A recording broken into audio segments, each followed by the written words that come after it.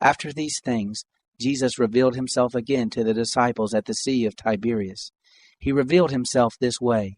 Simon Peter, Thomas called Didymus, Nathanael of Cana in Galilee, and the sons of Zebedee, and 2 others of his disciples were together. Simon Peter said to them, "I'm going fishing."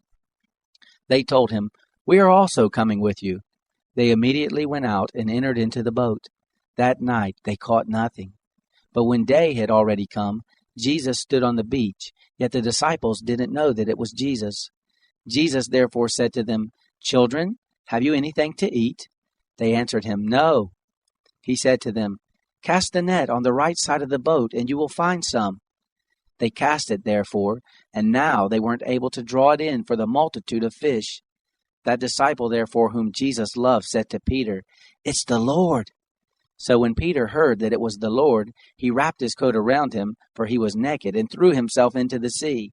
But the other disciples came in the little boat, for they were not far from the land, but about 200 cubits away, dragging the net full of fish.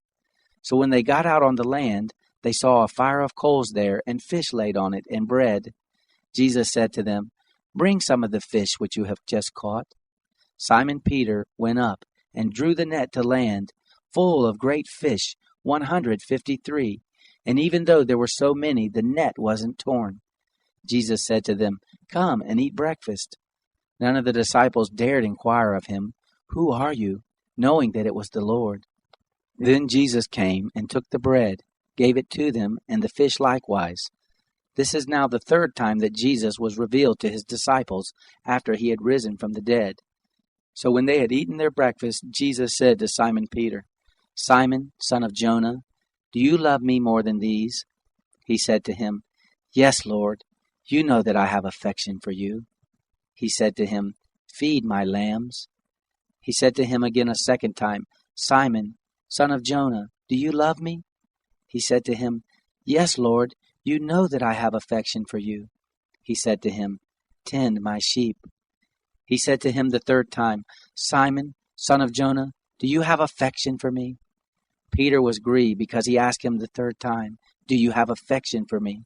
He said to him, "Lord, you know everything. You know that I have affection for you." Jesus said to him, "Feed my sheep. Most assuredly I tell you, when you were young you dressed yourself and walked where you wanted to. But when you are old, you will stretch out your hands, and another will dress you and carry you where you don't want to go." Now he said this, signifying by what kind of death he would glorify God.